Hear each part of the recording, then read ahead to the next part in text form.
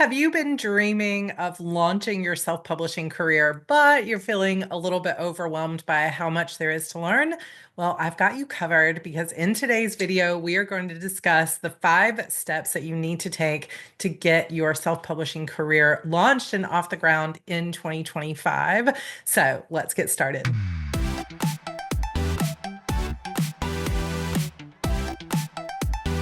Hello, everybody. Welcome back to Heart Breathing. If you are new here, my name is Sarra Cannon, and I have been self-publishing since 2010. I have 30 books published and have sold over 1 million copies of my ebooks alone and tens of thousands of copies of my paperbacks.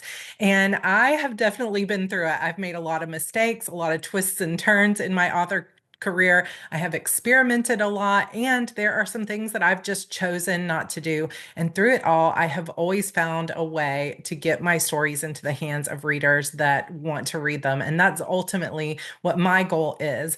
But I know how overwhelming it can be, especially here in 2025. There were a lot less tools for us in 2010, but there was also a lot less competition. And things have definitely changed here 15 years later. Maybe it would be fun to do a video about comparing 2010 to 2025. So maybe I'll do that for my 15th anniversary. But I know how overwhelming it can be. There's a lot to learn. There's a lot of tools. There's a lot of advice online. And sometimes it can be difficult to tell whose advice should I follow, who's in line with my values, and how do I know which route to take.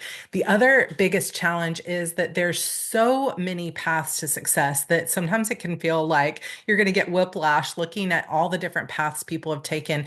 And it can feel like I've got to do all of these things all at once in order to be successful, or I have to have everything in line and be perfect in order to find success. And I promise you that is just not true. So what we're going to do today is I'm going to give you 5 steps to launching that self-publishing career here in 2025. Now, these are going to be high-level steps because there's only so much we can cover in 30 minutes. But if there are other topics that you want to see on this channel, definitely let me know and we can go a little bit deeper on each of these. And also, my self-publishing course, Publish and Thrive, is open right now for enrollment. So I'll tell you at the end of this video how you can join that and the kind of things that we cover in that class. And let me tell you, right now is the very best time you can get started in your career because we can't go back to the past. I know a lot of people will say, oh, things were so much easier in 2010. And that's definitely debatable, but a topic for another time. But the truth is, you can't get into a time machine and go to the past and self-publish then. All there is right now. And so if you want to get your books in the hands of readers and you want to have the flexibility and independence and freedom that comes with self-publishing, then now is the time. So this is your year to figure out how you're going to create this career and get it started and really believe in yourself. And I'm going to be here to help you as much as I can. So make sure you hit that subscribe button if you have not yet subscribed to this channel, and let's get started on our 5 tips. So step number 1 is to develop a clear vision for your author career. I always start with a vision because what you want out of this career and how you imagine it to be, what your expectations are and your desires are going to inform the steps that you take. So, for example, if all you want is to make as much money as possible, you will have a very different approach to self-publishing than someone who is really after creative expression and building a community. And there is no right or wrong way to do this. Making lots of money is great. Having a community is great. Creatively expressing yourself and being able to write in lots of different genres is great. And there's really nothing that says you can't have all 3 of those things. But understanding from the start what it is that you want out of this career and what your values are, what you're willing to sacrifice and what you're not willing to sacrifice, how many books per year you want to write, or how many hours you really want to put into this. Some of you are willing to put in 50, 60, 70-hour weeks to make this career happen. And some of you are just simply not willing to put in that amount of time because you have a full-time job, maybe you have other responsibilities, or you just aren't interested in working quite that hard. And there is, like I said, no right or wrong, but it is important to know from the start, what do you want this career to look and feel like? And what are the biggest milestones that are the most important to you? So for some authors, it's getting your books into the hands of the readers that you love in whatever format, wherever you can do that. For some people, it's about really letting your readers get to know you as a person and building that personal relationship and that long-term reader relationship. And some of you may want to be as anonymous as possible. You might want to create an alter ego for yourself. You may never want to show your face. You may want to use pen names.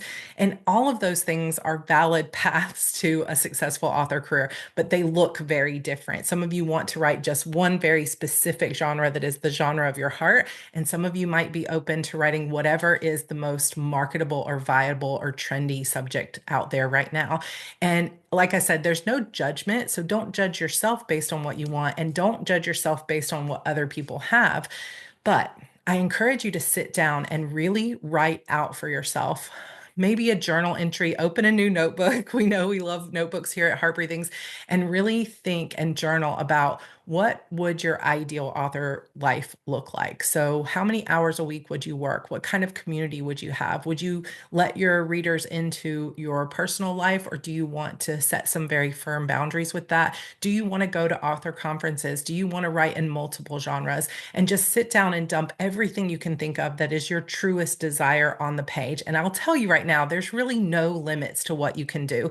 You can have your books on Amazon, but also in bookstores. You can do book signings. You can travel the world with your books, or you can be virtually completely unknown and just be promoting your books online. You can write multiple genres under multiple pen names, or you can have one very clear path.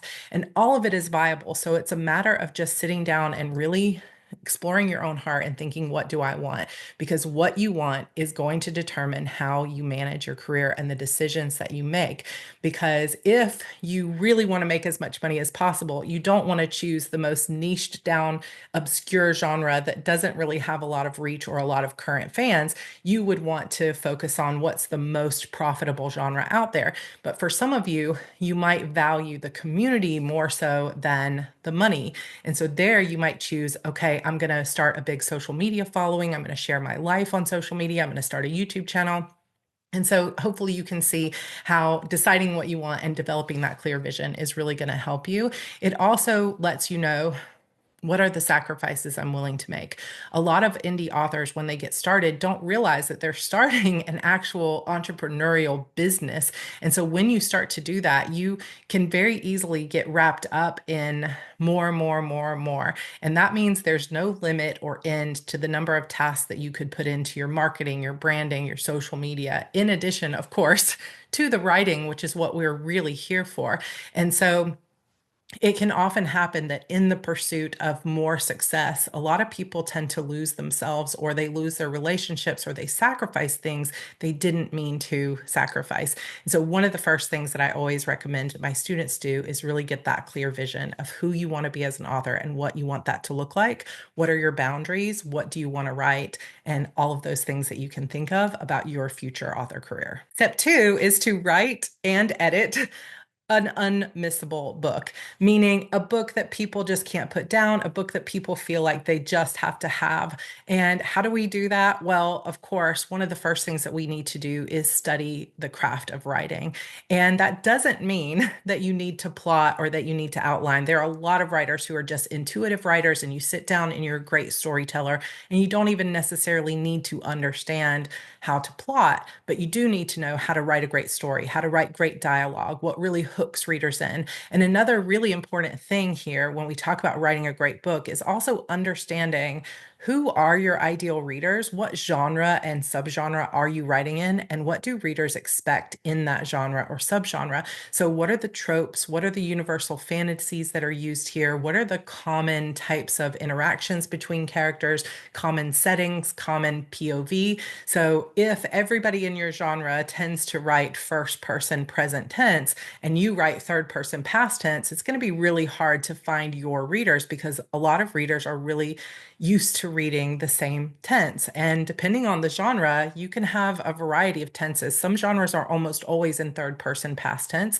while some genres are almost always written in first person. And understanding what those readers' expectations are in their reading experience in terms of how long the books usually are, whether they're usually found in a series, whether there's usually a lot of subplots or fast action, fast pacing, all of these things are really important to understand. And one of the best ways to do that is to read widely in your genre. So, something that you can do to help your craft and to really help you get connected and connect your books with the types of readers that are really going to love your books is to sit down and explore what is the genre and subgenre, what is the niche that you're writing in, and who are, let's say, 5 to 10 other authors. Helpful if they're indie authors, but okay if they're traditional published authors as well. Who are authors that I would call your comp authors? So, who writes books that your ideal reader just can't get enough of, right? And then go and study that person's books, not for the sake of copying their books, but for the sake of market research and understanding how do they package their books? How do they talk to their readers? Where do their readers find them? Where are their readers most active? So, for example, if you wrote down a list of 5 authors that are similar to the type of books that you're reading, and you think their readers would also like your books. If you find that their readers are most active on Instagram, then that's where you should probably be too if you decide to start a social media following. You can also really go through their comments and see what their readers are saying, like, oh, swoon, I love this type of character. Then you can think, well, maybe that's the type of character I also want to write. Again, not so we can copy, but so that we can understand what our readers really desire and why they're so attracted to that genre. And then when you begin writing, you can keep all of that in mind. And of course, use your own voice, your own instincts, and maybe even subvert some of those genre expectations in a way that is unique to you. But at the same time, really dialing in on what is it that readers love about this genre and how can I bring my own voice into that conversation. That is one of the biggest tools that you can have is reading widely in your genre and really understanding. Then, of course, there are lots of tools and courses out there for indies that are really, really helpful. So, for example, my good friend Ines Johnson currently has a Kickstarter going. I think it's going for another couple of weeks, but I would definitely jump in on it if you can. It's called Page Turner Pacing. Now, she is a multiple six-figure romance author. She also comes from the TV writing world, and she really understands screenwriting and pacing. So, she is perfect teacher to learn from. I highly recommend and respect her. And she has a new book called Page Turner Pacing, as well as a course on pacing that really help you get a fast-paced book written quickly. And understanding those turning points and how to develop your story can be so incredibly helpful, especially when we're trying to hook readers in and make sure that they cannot put that book down because it's so good. Another great resource is my friend Theodora Taylor. She has written a book called Seven Figure Fiction. So if you've heard anybody talk about butter, that's Theodora, and she really teaches about universal fantasies. Jennifer Hilt also has a book called The Trope Thesaurus, which is all about understanding those tropes. And I believe she's coming out with books about individual genres as well. So, like a mystery thriller trope thesaurus, a romance trope thesaurus. So, she's somebody to follow as well. And there are lots more who can teach you online about different types of pacing. If you really want to get better at plotting, I also have a plotting series here on YouTube that's totally free called How to Plot Your Novel, and it comes with a free workbook. I'll probably be redoing that by popular request later this year, but really improving your craft is so helpful because in the end, you can just pour a lot of money into ads, but if the book itself isn't good or isn't what a reader's looking for, you're going to really struggle to have a successful career. Also, investing or budgeting for editing. So, as indie authors, we are responsible for hiring our own editors. We don't have a publisher who's going to pay for that. And so, it can be really important to go ahead and budget for developmental edits, line or copy edits, and proofreading. You may not need all 3 of those. And I know that it can start to get really expensive. If you can't afford professional editors, then by the very least, get some critique partners, some beta readers, and get that feedback so that you make sure the book that you're putting on the market is the very best that it can be.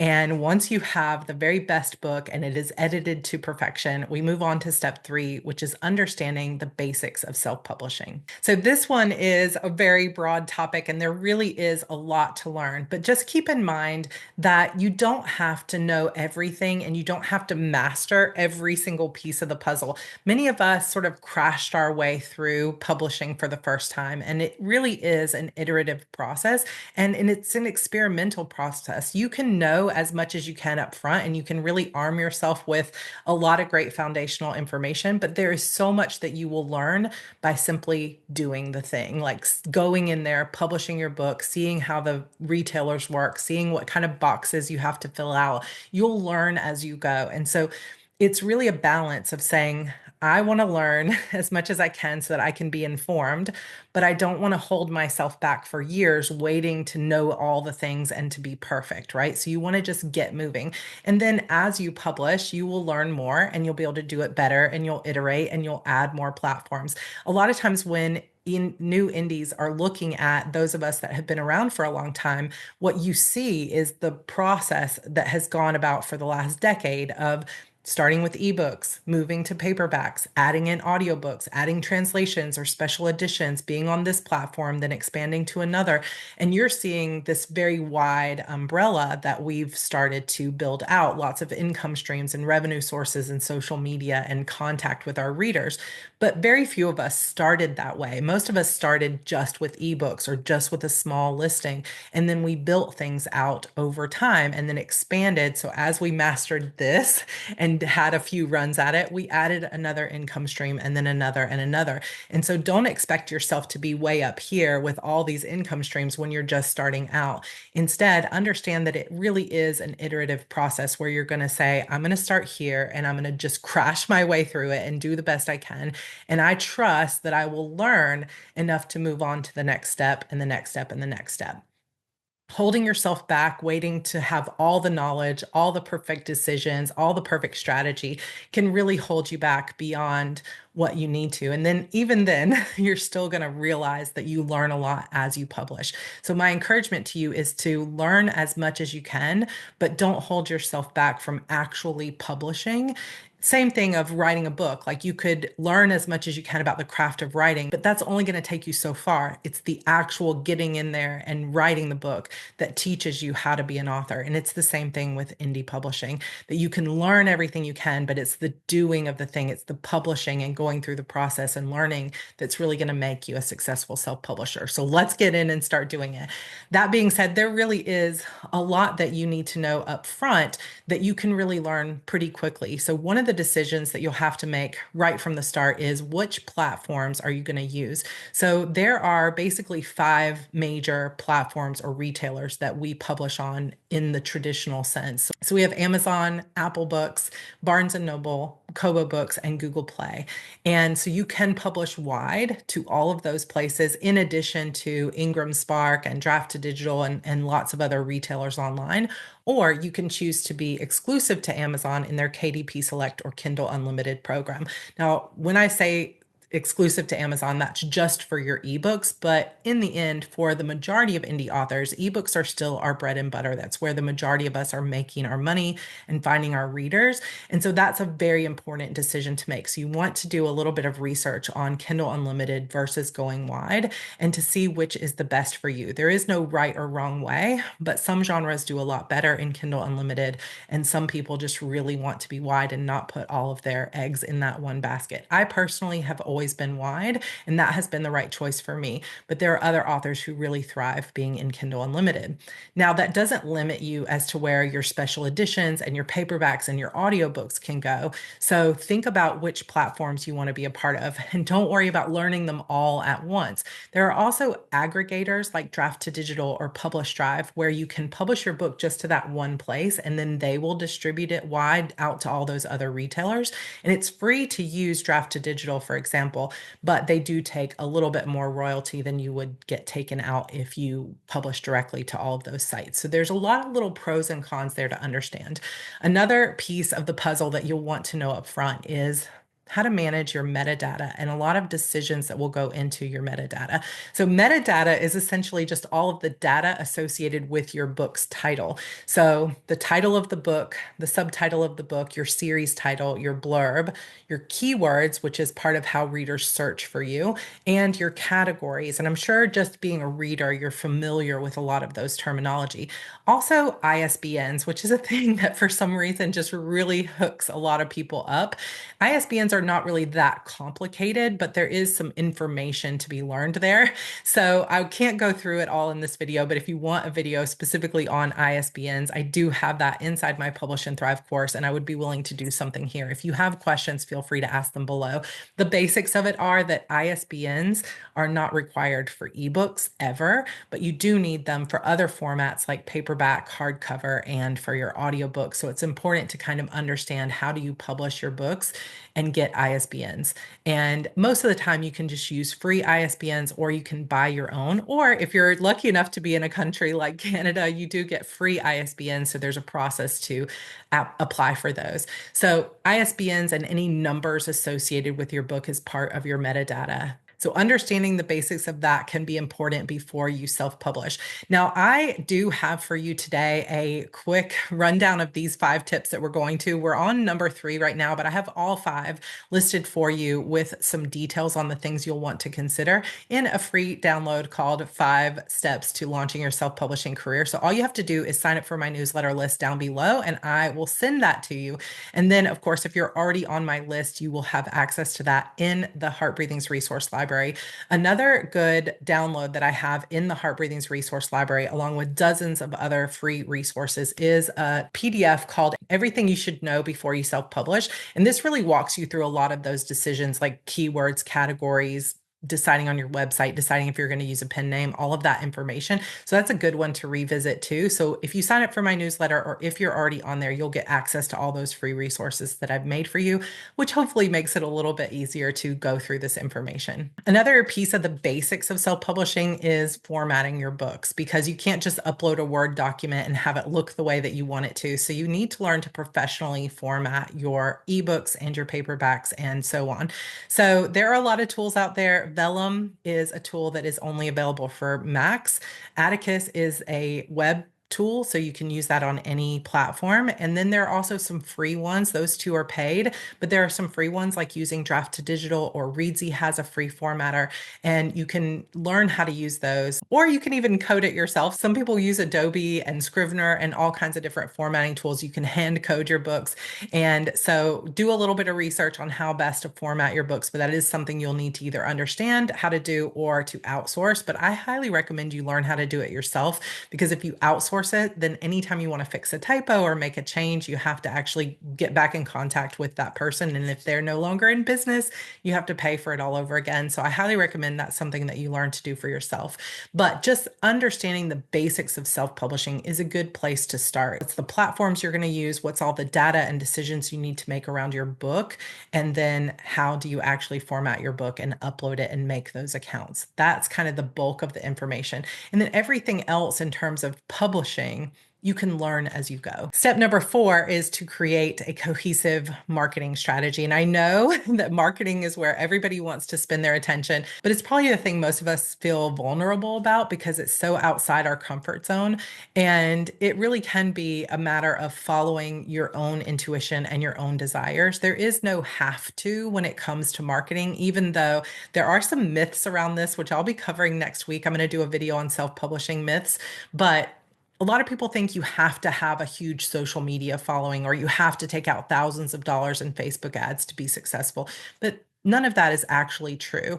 The things that I really recommend most for you are to have a newsletter list, because you control that list, you sort of own that list, and to have a website of your own so that when readers go looking for you, they have a home base that belongs to you where they can find out information about your books and all your links. Because as we've seen this past week with TikTok, some of these other platforms, social media platforms, they don't belong to us, and we can get banned at any time. We can lose our account, someone can hack our account, or they can simply go away entirely and never come back exactly the same. And when we make that our only contact with readers, it can backfire on us. So having those places that you own yourself, like your newsletter and your website, are super important. But that being said, you don't have to have social media at all. You don't have to do ads, but you will need to figure out some way that you're going to get your book into the hands of the types of readers that are going to like your book. That's always our 2 goals, right? We talk about this in my Publish and Thrive course. The 2 biggest goals that we have when it comes to marketing are to get our books in the hands of new readers so that we're always being discovered by new people, and to turn our current readers into loyal fans. And those should always be our 2 biggest goals. And you can go about that in any way that it feels like it aligns with your values and what you want to do. So you do not have to actually be on social media. Social media is just a tool, and it's a great tool. It's a very powerful tool. And what's even better, it's a free tool. you can get on TikTok and Facebook and Instagram completely free. And it's a great way to reach readers because there's a lot of readers, millions of readers on those platforms. But if social media is not your thing, you don't have to use it. Some people opt instead to mostly focus on cross promotions and ads. So if you're not going to use social media, you might want to invest some time and money into things like Facebook ads or Amazon ads or even BookBub ads. There are also newsletter ads. There's cross promotion that you can do. Remember how I said to make a list of those 5 to 10 authors that are your comp authors, authors that you know their readers would also love your books. Your books are going to be similar to theirs. Those are the types of people that you can reach out to and cross promote with your newsletters, with takeovers, with social media cross promotions, round robins, lots of things like that. And again, you don't have to know every possible type of marketing technique. You don't have to have them all in place just for the first launch of your first book. It's okay to start small with a cover reveal, maybe an Instagram tour, maybe a reader magnet that gets people onto your newsletter and gets them excited. And then to sell some of your books and then capture those readers and expand and expand and expand.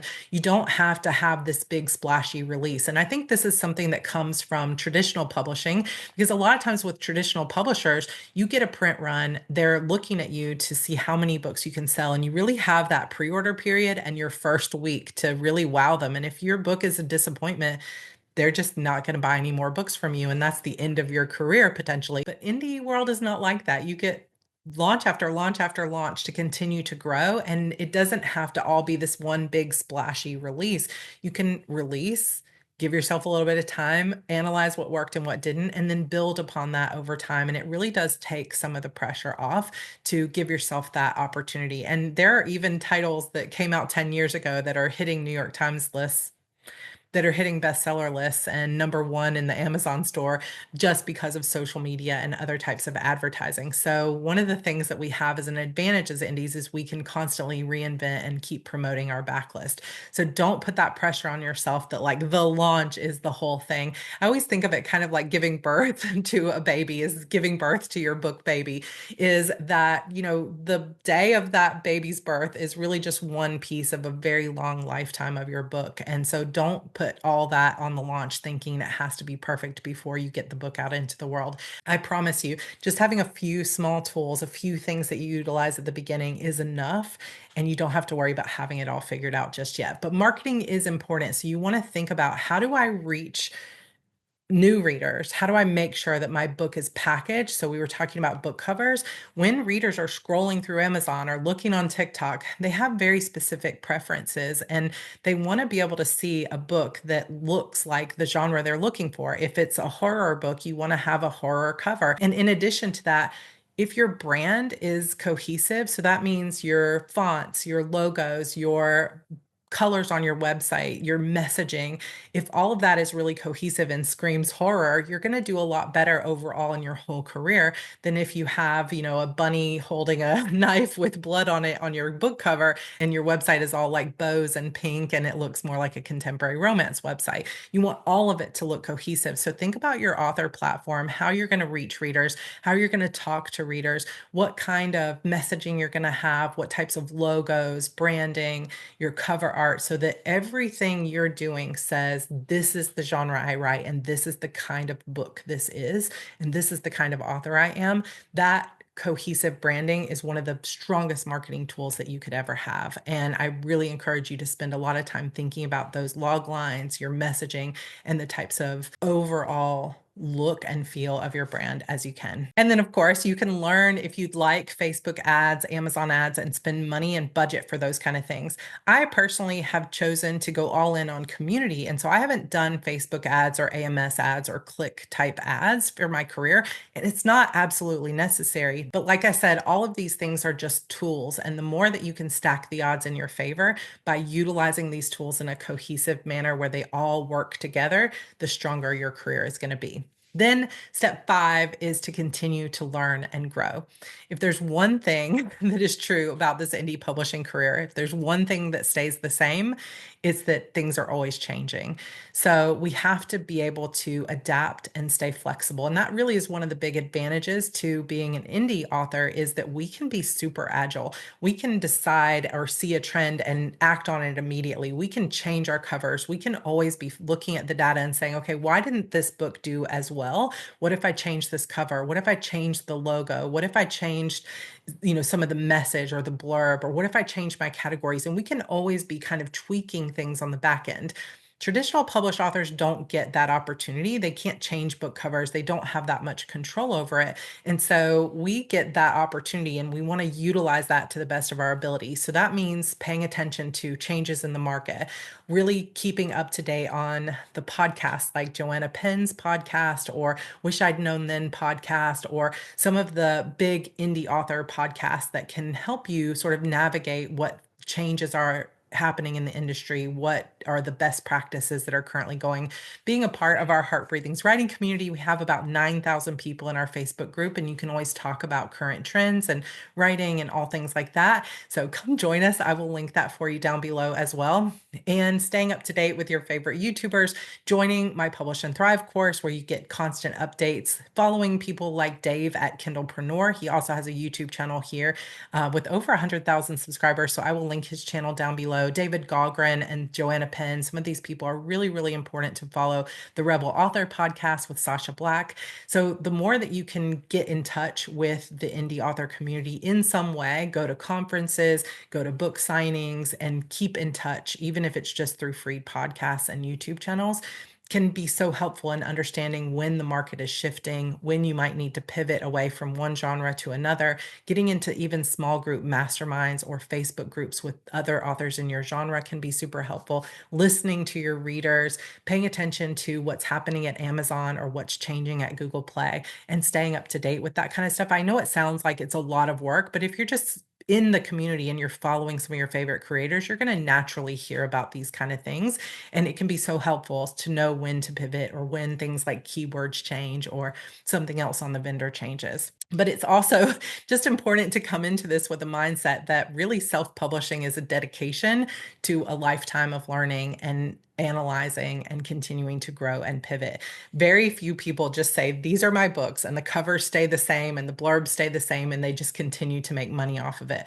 All of us have to pivot and redo covers and match the market and sometimes completely reinvent ourselves along the way. And that's okay. It's just part of the process of being an entrepreneur, but particularly of being an entrepreneur in the indie author space. And those are my 5 tips. So have a clear vision of who you want to be as an author. Get really clear on what you want this career to look and feel like. Then number 2 is to write and edit the very best book that you can. Learn your craft, understand your genre, understand what readers expect out of that genre and exactly how to meet those expectations. And you're going to be far ahead of the rest of the crowd. Number 3 is to understand and learn the basics of self-publishing, like all of your metadata, how to start your business, how to upload to these accounts, and how to format your books. And then number 4, market your books with a cohesive strategy. Get that author platform down, understand how you're going to reach new readers and how you're going to turn those readers into loyal fans over time. And then finally, number 5 is to continue to grow and learn as you go. I hope these tips have been super helpful for you. I know this kind of just barely scratches the surface, but like I said, I have a download for you if you want to go and grab that, that will help kind of remind you of these tips, as well as inside my Heart Breathings resource library, everything you need to know before you self-publish is a better and more exhaustive checklist of all the things that you need to think about before you start publishing. And then if you really want to go a lot deeper on this information and get down to the nitty-gritty of exactly how you format, how you decide between KU and wide, how do you start your accounts, how do you start your business, how do you market, and what are all the marketing techniques that we're using, how do you get your book cover, just pretty much everything you need to know from mindset to getting your books out there with your readers, how to start your newsletter. The list goes on, then come join us in my Publish and Thrive class.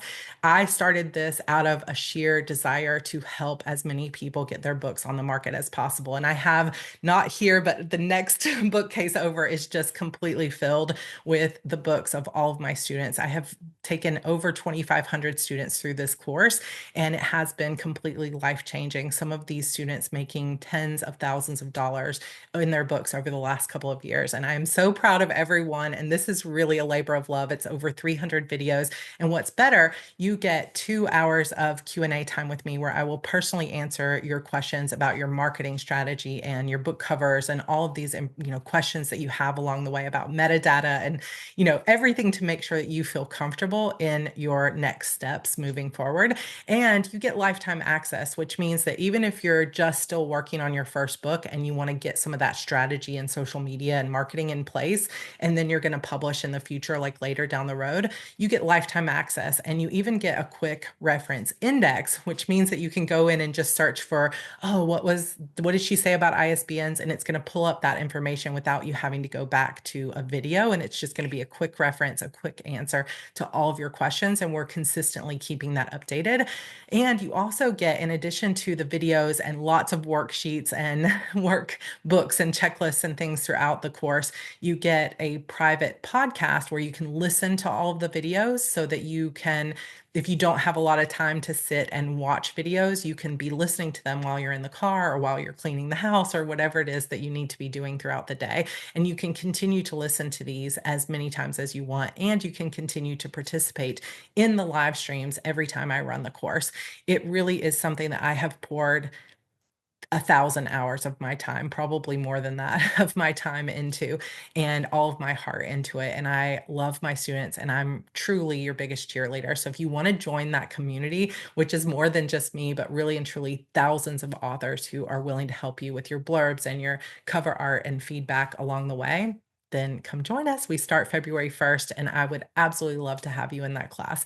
But if this is not in your budget just now, we will run the course again in August, or you can subscribe here on YouTube, and there's a lot of great information here as well. And I'm happy to give you some free resources here. So come join us. I hope this was helpful, and I will see you guys in my next video. We're going to be talking about my New Year reset that I did earlier this year. And we've got a video coming up on self-publishing myths debunked, and we'll have a February plan with me as well as our February notebook challenge. So make sure you're subscribed, and I will see you all in my next video. Bye.